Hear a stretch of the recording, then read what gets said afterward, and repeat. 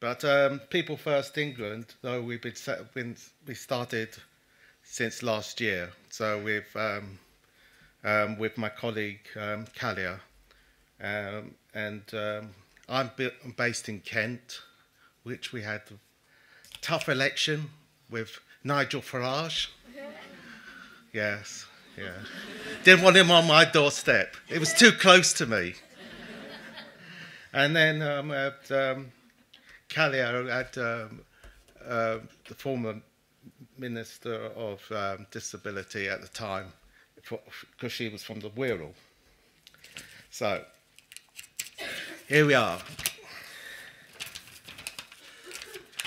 I was just going to, these are sort of guidelines, so there's no rule book or anything about support. So these are just sort of my guidelines. I'm just going to say there are two types of supporters. Those that support individuals and self-advocates who do not belong to any self-advocacy group. There's a lot of individual self-advocates doing great jobs in the self-advocacy movement across the country. And then you've got those supporters which support a group of self-advocates. So there's those as well. Sorry, I'm going through all this quickly because there's so much here. Supporters need ongoing training so they can develop and learn, as well as self-advocates learning. Supporters need learning as well. Supporters need a network which they can turn to when things do not go right. So a bit like if supporters may have a crisis point. And I think it's a very difficult job being a supporter. A supporters network, well, we've got one for our supporter, an independent organisation with Housing and Support Alliance. And my supporter is going to go on eventually to on open future learning. This is to develop supporters' role of excellence. And that open future learning is free, just to let you know. Can't turn over these papers. Yeah.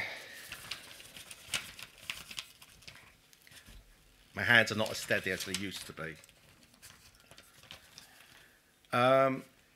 There's also, when you want good support needs to be paid for.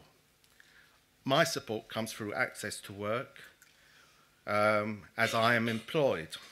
There are others like myself in the same situation. You would not get this if you're a volunteer.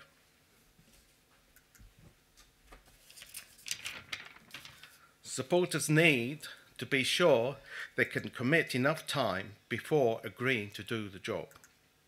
The supporters should agree with the person they're supporting about how they want to be supported.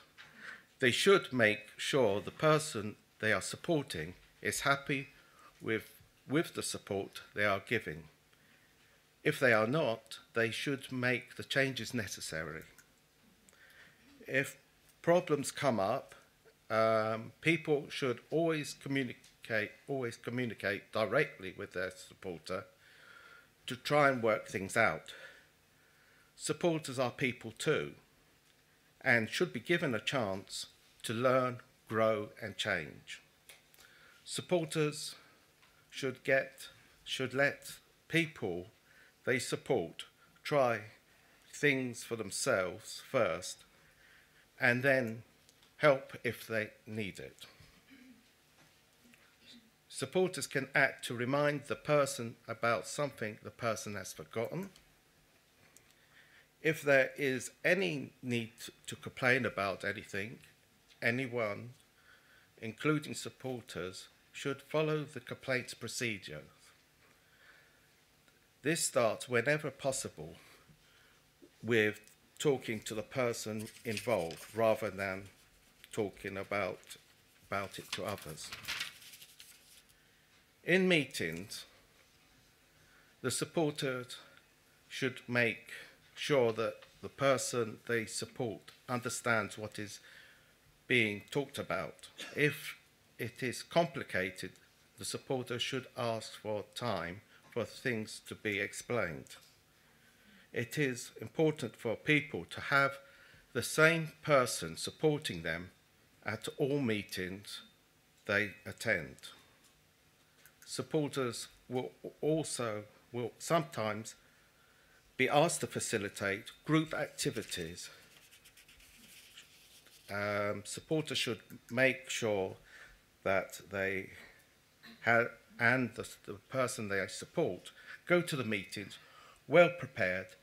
They should go through all the paperwork together before the meetings.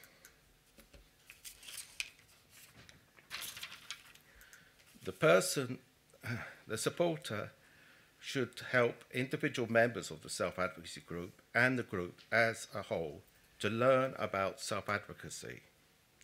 The supporter should assist in organising and supporting the self-advocacy group. The supporter should assist in carrying out the self-advocacy goals of the group. People in self-advocacy groups feel that good supporters help but should not try to tell the members what to do.